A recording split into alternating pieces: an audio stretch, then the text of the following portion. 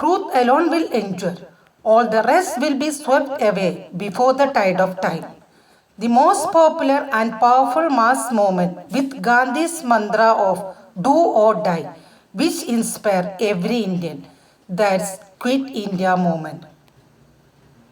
The failure of Cripps mission was one of the key factors contributing towards Gandhi's decision to call for Bharat Chodo Andolan or Quit India movement on August 8, 1942. The Quit India movement, also known as the August movement, was the movement launched at the Bombay session of the All India Congress Committee by Mahatma Gandhi on 8 August 1942 during World War II, demanding an end to British rule of India. The movement was initiated with the hope of attaining immediate independence from the British.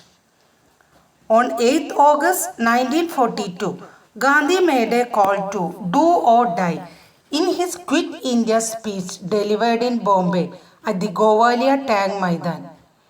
Quit India and do or die became the battle cries of Indian people during Quit India movement. In the early hours of the morning of 9th August 1942, most of the leaders of the Congress were arrested. They were lodged in prison in different parts of the country. The Congress was banned. There were hartals and processions in every part of the country.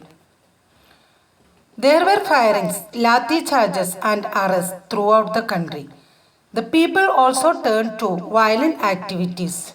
They attacked government property, damaged railway lines and disrupted posts and telegraphs.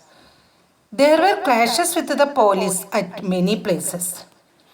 The government imposed restrictions on the publication of news about the movement. By the end of 1942, about 60,000 people had been jailed and hundreds killed.